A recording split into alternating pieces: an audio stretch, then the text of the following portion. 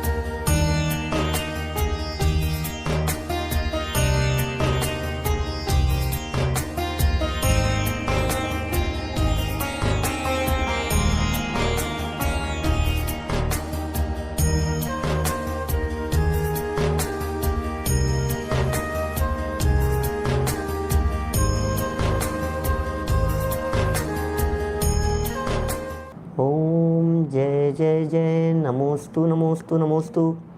नमो अरिहंताणं नमो सिद्धाणं नमो ऐर्याणं नमो उवज्झायाणं नमो लोये सव्यसाहुणम्। ओकारं बिन्दुसंयुक्तं नित्यं ध्यायन्ति योगिनः कामदं मोक्षदं चैव ओंकाराय नमो नमः। अविरल शब्द घनोग प्रक्षालित सकल भूतल मलकलंका मुनिभिरुपासित तीर्थां सरस्वती हरतु नो दुरितान्। अज्ञान तिमिरान्धानां ज्ञानाञ्जन शलाकया चक्षुरुन्मिलितं येन तस्मै श्रीगुरुवे नमः। श्री परम गुरुवे नमः। परम्पराचार्य गुरुवे नमः। सकल कलुष विध्वंसकं श्रेयसां परिवर्तकं धर्म संबंधकं भव्य जीव मन प्रतिबोधकारकं पुण्य प्रकाशकं पाप प्रणाशकमिदं शास्त्रं श्री संयम प्रकाशनाम ध्येयम्। हास्य मूल ग्रंथ कर्तारे श्री सर्वज्ञ देवास्त उत्तर ग्रंथ कर्तारे श्री गणधर देवा प्रतिगणधर देवा तेषां वचनानुसारम्। आचार्य श्री कुंद कुंदावनाय आचार्य सूर्य सागरेण विरचितं श्रोतारः सावधानतया शृण्वन्तु सावधानतया शृण्वन्तु। मंगलम भगवान वीरो मंगलम गौतमो गणी मंगलम कुंद कुंदाद्यो जैन धर्मोस्तु मंगलम सर्वमंगल मांगल्यम सर्वकल्याणकारिकम प्रधानम सर्वधर्माणां जैनम जयतु शासनम जैनम जयतु शासनम। संयम प्रकाश नाम का ये ग्रंथ है, आचार्य सूर्य सागर जी द्वारा लिखी गई यह सुंदर रचना। और इस रचना में पृथ्वी आदि के सबके भेद बतलाए जा रहे थे। कल हमने जो प्रकरण यहाँ वनस्पति के संदर्भ में पढ़ा था उसमें यह बतलाया वनस्पति का एक जीवों की तो स्थिति इस प्रकार की है कि एक वनस्पति में हरित काय में कितने ही तो प्रत्येक शरीर होते हैं। फिर एक यदि वो प्रत्येक सप्रतिष्ठित प्रत्येक है तो उसके आश्रित कितने स्कंद होंगे, फिर कितने अंडर होंगे, कितने आवास होंगे, कितनी पुलवियाँ होंगी और फिर उनमें कितने शरीर होंगे। फिर एक निगोद शरीर में एते जीव बखान और 3 काल के सिद्ध सब एक अंश परमान। माने ये सब स्थितियाँ ऐसी लगती है, देख देख करके दिल दहलता है। अरे अनंत अनंत जन्म बिताए हैं हमने, क्या बात कहें आपसे, अनंत जन्म बिताए हैं हमने, अनंत अनंत काल हमारा बीता है उस एकेंद्रीय पर्याय में, अनंत अनंत काल बिताया है उस वनस्पति में निगोदिया बन कर के। अब ऐसा काल न बिताना पड़े, अब ऐसा समय न बिताना पड़े, इसके लिए ये सब चर्चाएं हम यहाँ कर रहे हैं। अब भी यदि नहीं संभले, अब भी यदि नहीं सुधरे, तो फिर काल अनंत अरे दुख का घन छाएगा। फिर तो अनंत काल के लिए दुख दुख और दुख, दुख के अलावा और दूसरा कुछ भी नहीं। देखिए, इसी प्रकरण के संबंध में पृथ्वी आदिक के भेदों की चर्चा कर रहे हैं। पृथ्वी आदिक 4 भेद, 272 नंबर पेज है, 272 नंबर पेज पर देखिए, पृथ्वी आदि 4 भेद। और यहाँ लाठी संहिता के 5 श्लोक प्रस्तुत किए हैं। प्रत्येकं तस्य भेदास्याशु चत्वारोऽपि च तद्यथा शुद्ध भूर्भूमि जीवश्च भूकायो भूमिकायिकः शुद्धा प्राणोज्जिता भूमिर्यथा स्याद् दग्मृत्तिका भूजीवोऽद्यैव भूमौ यो द्रागेष्यति गत्यन्तरात् भूरेव यस्य कायोऽस्ति यद्वान्यग्नगतिर्भुवः भूशरीरस्तदात्व्यस्य स भूकाय इत्युच्यते भूकायिकस्तु भूमिस्थोऽन्यगतौ गन्तुमुत्सुकः स समुद्घातावस्थायां भूकायिक इति स्मृतः एवमग्निजलादीनां भेदाश्चत्वार एव ते प्रत्येक चापि ज्ञातव्या सर्वज्ञ ज्ञानातिक्रमात्। लाठी संहिता 68 से लेकर के 72 तक के ये श्लोक यहाँ प्रस्तुत किए गए। देखिए, इसका अर्थ बतलाते हैं। पहला भू, वही 4 भेद हैं। फास्ट पढ़ते हैं फटाफट, अब तक तो पक्के हो गए होंगे आप लोगों को ये जो बातें बतलाई है। पहला हो गया भू, दूसरा है भूकाय, फिर तीसरा है भूजीव, चौथा है भूकायिक। क्रम आगे पीछे हो गए, कोई बात नहीं, बातें तो वही 4 हैं। इस प्रकार पृथ्वी के 4 भेद हैं। इसी प्रकार 5 स्थावरों के जानना, माने जैसे पृथ्वी के 4 भेद बतलाए हैं वैसे ही 5 स्थावरों के भी जानना चाहिए। प्राणों से रहित पृथ्वी जीव मरकर, अब इनका स्वरूप थोड़ा थोड़ा सा देखते जाइए, आपको वापस बातें ख्याल में आ जाएगी। भूमि की जगह भू शब्द का प्रयोग किया है। पृथ्वी का जो जीव था वो मर कर के कहीं अन्यत्र चला गया, तो अब जो बची है वो शुद्ध पृथ्वी कहते हैं उसे, वो शुद्ध पृथ्वी है, खाली पृथ्वी रह गई। जैसे जली हुई मिट्टी में अब पृथ्वी कायिक जीव नहीं है, उस मिट्टी में पृथ्वी कायिक जीव थे, मिट्टी में भी पृथ्वी कायिक जीव थे, लेकिन वे मिट्टी के पृथ्वी कायिक जीव निकल करके चले गए, अब वो शुद्ध पृथ्वी बची है। जो जीव आज ही अन्य पर्याय से आकर पृथ्वी पर्याय में जन्म धारण करेगा, आज ही अन्य पर्याय से कहीं मराए और पृथ्वी में जन्म धारण करेगा, ऐसे विग्रह गति वाले जीव को पृथ्वी जीव कहा गया है। फिर आगे, जिसके शरीर पृथ्वी है अथवा जिसने अन्य शरीर में न जाकर भूमि को ही अपना शरीर बना रखा है, बोलो कौन होंगे? कहीं से मरा था, अन्य गति में नहीं गया और दूसरी जगह नहीं जाकर के पृथ्वी को ही जिसने अपना शरीर बना लिया, ये कह रहे हैं इस पृथ्वी का एक जीव के द्वारा छोड़े हुए शरीर को पृथ्वी काय कहते हैं। ये पृथ्वी काय है। हीरा वगैरह, डायमंड वगैरह, ये सब जो चीज़ें हैं ये सब पृथ्वी काय है। शरीर बच गया है, टूट गया, टुकड़े हो गए, तोड़ दिया गया, प्रोसेसिंग हो गई। अब डायमंड वगैरह जो बन गए हैं, डायमंड हो, रूबी हो, एमराल्ड हो, है ना, सफ़ायर हो, जो भी चीज़ें हैं ये सब पृथ्वी के शरीर हैं। और पृथ्वी के शरीर को पत्थर कहते हैं, तो पत्थर हैं, हम कई बार बोलते हैं, चमकदार पत्थर हैं ये सब। तो ये जो शरीर है, इस शरीर को पृथ्वी काय कहते हैं। यहाँ कायिक शब्द छपा हुआ है, आप उसे सुधार लीजिए। 70 नंबर का श्लोक है ना, 70 नंबर के श्लोक का अनुवाद है। 70 नंबर के श्लोक में भी भूकाय इत्युच्यते ऐसा शब्द है, भूकाय इत्युच्यते, इसका मतलब वो पृथ्वी काय है ऐसा कहा गया है। देखिए हो गया क्लियर, पृथ्वी कायिक को आप काय बना लीजिए, वो पृथ्वी काय रह गया है।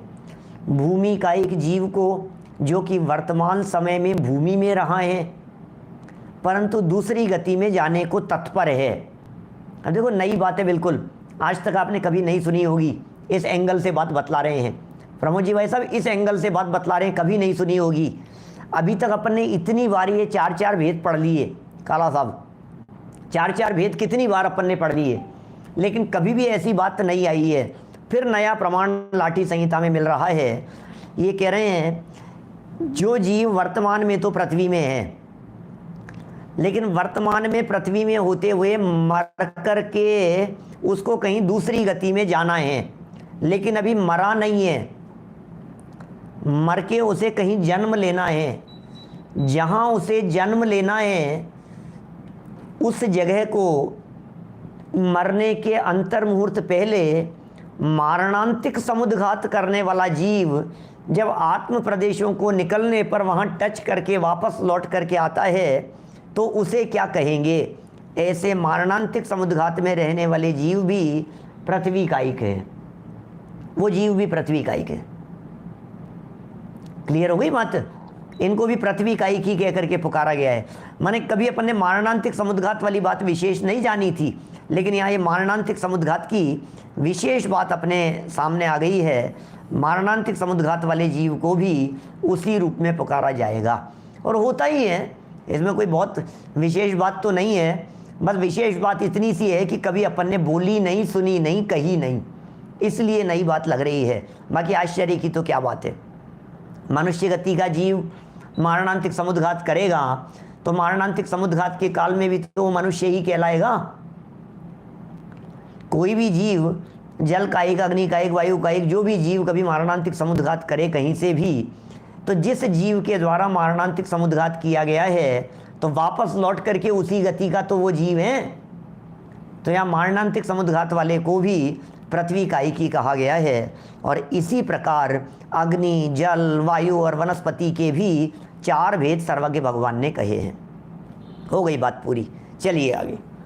गोमटसार जीवकांड में पृष्ठ 416 में जीव प्रबोधनी टीका में 3 भेद ही माने हैं, वहाँ 3 ही भेद बतलाए हैं। उन तीनों भेदों के बारे में कह रहे हैं यहाँ। देखिए, पृथ्वी का एक पर्यायाभिमुखो विग्रहगतौ वर्तमान है, पृथ्वी जीव है। ग्रहीत पृथ्वी शरीर है, पृथ्वी कायिक है। लक्ष्यक्त देहो पृथ्वी काय है। तथैव अब जीव है, अब कायिक है, अब काय है। तेजो जीव है, तेजस कायिक है, तेजस काय है। वायु जीव है, वायु कायिक है, वायु काय है। इति त्रिविधत्वम ज्ञातव्यम। 3 ही प्रकार के भेद कह दिए, सब में देख लिए आपने क्या? देखिए कह रहे हैं विग्रहगतौ वर्तमान है, पृथ्वीत्व विशिष्ट स्थावर नाम कर्मोदयम वृत्त पर्याय है, पृथ्वी जीव है। ग्रहीत तच्छ शरीरो जीव है, पृथ्वी कायिक है। तेन त्यक्त देह पृथ्वी काय है। एवमेव अपजीव है, अपकायिक है, अपकाय इत्यादि त्रिधा व्यवस्था। अर्थ, विग्रह गति में वर्तमान पृथ्वी नामक स्थावर नाम कर्म के उदय से युक्त जीव पृथ्वी जीव है। देखो कितना ये भी एक बात जानने योग्य है, स्पष्ट कर दिया इन्होंने। विग्रह गति में कौन जीव था? पृथ्वी नामक स्थावर नाम कर्म का उदय था। विग्रह गति में जीव के स्थावर नाम कर्म का उदय चल रहा था, तो स्थावर नाम कर्म के उदय से जो युक्त जीव है वो पृथ्वी जीव कहलाएगा, क्योंकि विग्रह गति में चल करके आ रहा है। अभी जिसने पृथ्वी शरीर को ग्रहण कर लिया है वह पृथ्वी कायिक है, और उस जीव से छोड़ा हुआ शरीर पृथ्वी काय कहलाता है। इसी प्रकार प्रत्येक के 3-3 भेद जानना चाहिए। मैं समझता हूँ ये 3-3 भेद कितनी बार यहाँ चल गए हैं, पीछे अलग अलग आगम प्रमाणों से कहे हैं। आपको तो अब तो इतने पक्के और ऐसे पक्के हो जाने चाहिए कि आधी रात को भी नींदों में भी यदि हिला करके पूछे ना, बताओ कि ये क्या है, ये 3 भेद बतलाओ, 4 भेद बतलाओ, तो फटाफट जवान से निकलने चाहिए। पृथ्वी, पृथ्वी जीव, पृथ्वी कायिक, पृथ्वी काय, ऐसे ऐसे निकलना चाहिए अब तो जवान से। अमित गति श्रावकाचार्य में भी इनके 3 भेद बतलाते हैं। पढ़ रहे हैं, बातें सब जानी समझी हुई है आपकी।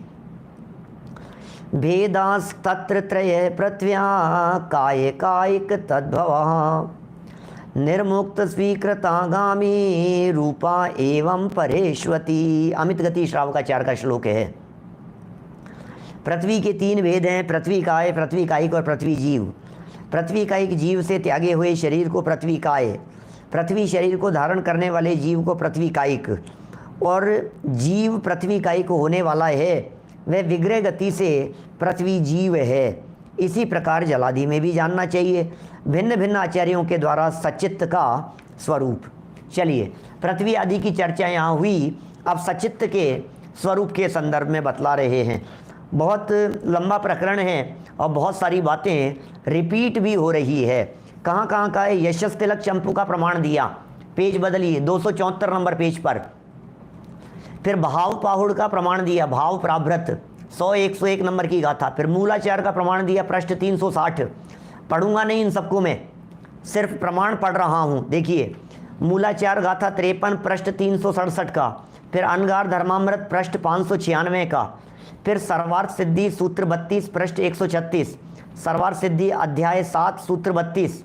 फिर राजवार्तिक पत्र 191, सागार धर्मामृत अध्याय 5 पृष्ठ 136, अनगार धर्मामृत पृष्ठ 353। फिर इसके आगे चले कार्तिकेय अनुप्रेक्षा पत्र 138। आप कल्पना कर सकते हैं कितने रेफरेंस हैं? बोलो। कहीं कहीं इनके जो पेज हैं वो आगे पीछे इसलिए दिखाई देते हैं क्योंकि संस्करण का फर्क पड़ जाता है।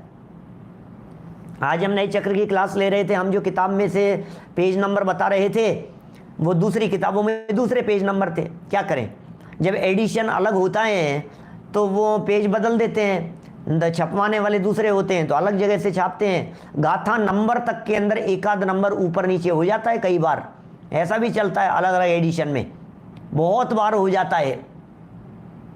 कितने ग्रंथों के प्रमाण लिए हैं, 275 नंबर पेज पर देखिए आगे। बड़ी गजब की चर्चा। अभी धवला का तो ऐसा प्रमाण बतलाया है और धवला की तो ऐसी चर्चा की, आपका चित्त प्रसन्न हो जाएगा देखते ही। देखिए, वृक्ष असंख्यात जीव वाले हैं। क्या कह रहे हैं ये? जो भी वृक्ष हैं, पेड़ हैं, वे असंख्यात जीव वाले हैं। पेड़ों को असंख्यात जीव वाला कह करके पुकारा गया है। मूल, तना, कंद, छोटी टहनी, बड़ी टहनियाँ, पत्रादिक में पृथक जीव होते हैं। लो, अभी क्या कह दिया ये? पेड़ में कितने जीव हैं? एक पेड़ में एक जीव नहीं है। बोलो, एक पेड़ कोई एक जीव नहीं है। ये कह रहे हैं उस पेड़ का जो मूल था, माने जड़, वो उसमें अलग जीव हैं। तने में अलग हैं, कंद में अलग हैं, टहनियों में अलग हैं, बड़ी टहनियों में अलग है, उनके पत्तों में, सब में अलग अलग जीव हैं, सब में। ओहो। प्रश्नोत्तर श्रावकाचार अध्याय 22 में श्लोक 64 से 76 तक सचित्त त्याग प्रतिमा का स्वरूप दिया गया है। वे श्लोक तथा उसके विशद विवरण एवं अर्थ को पीछे दिया जा चुका है, अतः यहाँ नहीं दिया जा रहा है। देखिए, इसके आगे भी ये जो प्रकरण दिया है, इन्वर्टेड कॉमा में यहाँ से शुरू किया है। कहाँ का प्रकरण है ये? गाथा पढ़ता हूँ सिर्फ। मूलाचार की गाथा है, 17 नंबर की गाथा। प्राकृत की गाथा पढ़ लेते हैं, अनुवाद पढ़ेंगे नीचे से पूरा। अनुवाद में सारी बातें दी है, पढ़ भी सकता हूँ लेकिन वही वही बातें रिपीट होती है। देखिए, कंदा मूला छल्ली खंगम पत्तम पवाल पुफलम गुम्मा गुच्छा वल्ली तणाणी तह पव्यकायाय। नीचे संस्कृत टीका का अर्थ देखिए, संस्कृत टीका का अर्थ देखिए, विनय सिंघई जी साहब। अवयवी को बतलाकर अवयवों के भेद बतलाते हैं। अवयवी जिसके अवयव हैं, अवयवी माने मूल वस्तु, अवयव माने उसके पार्ट, उनके पार्ट्स को अवयव कहते हैं। गाथा का अर्थ सूरण आदि कंद, कहीं सूरण शब्द का प्रयोग किया जाता होगा, कंद, मूल कंदमूल के अर्थ में प्रयोग कर रहे हैं। अद्र आदि मूल, छाली, स्कंद, पत्ता, कोंपल, पुष्प, गुच्छा, करंजा और गुल्म, बेल, तिनका और बेंत आदि सम्मूर्छन प्रत्येक अथवा अनंत कायिक हैं। ये सब अनंत अनंत कायिक हैं सब में। अभी इनको दृष्टांत देकर के समझा रहे हैं, आपको तुरंत समझ में आ जाएगी बात। देखिए यहाँ दृष्टांत द्वारा प्रकृत वस्तु का समर्थन करते हैं। जैसे किसी तालाब, कुएं, नदी या बावड़ी से एक लोटा जल निकाल लिया जाए। कुआं है, नदी, बावड़ी है, अवनीश भाई, कुएं में से अपन ने एक लोटा बाल्टी निकाल ली, उसमें से एक लोटा निकाल लिया, एक बाल्टी निकाल ली, तब भी उस पानी में छाने बिना असंख्याते जीव हैं। पूरे कुएं में भी असंख्यात जीव थे, और यदि एक लोटा पानी निकाल लिया तो उस एक लोटे में भी असंख्यात जीव हैं। उसमें से यदि हमने एक चम्मच पानी की निकाली, सिर्फ एक चम्मच, उसमें भी असंख्याते जलकायिक जीव हैं। ऐसा है। ऐसे ही किसी विशाल अग्नि पिंड में, बहुत विशाल अग्नि जल रही है, आग जल रही है, अग्नि का पिंड है समझ लीजिए आप, लकड़ी है, लकड़ी के गट्ठर जल रहे हैं और बहुत बड़ा विशाल लकड़ी का है। अब वो पूरी आग लगी हुई है, उसमें से लकड़ी के एक पीस को तोड़ा निर्मल चंद जी साहब, और लकड़ी के एक पीस को तोड़कर अलग निकाल लिया, तो अब ये जो बगल में अग्नि हो गई है, इसमें भी असंख्यात अग्निकायिक जीव हैं। फिर उसमें से हमने और उसके पीस करके छील लिया उसको, जलती हुई कोई, और दूसरा अलग कर लिया, तो बोले उसमें भी असंख्यात अग्निकायिक जीव हैं। समझ में आ रही है बात? इसका मतलब यह हुआ, इस प्रमाण से यह बात स्पष्ट हो रही है, हम जो सोचते हैं हमारे यहाँ जो गैस जल रही है, उस गैस में एक अग्निकायिक जीव नहीं है, उस जलती हुई गैस में असंख्यात अग्निकायिक जीव हैं। ये कहना चाह रहे हैं।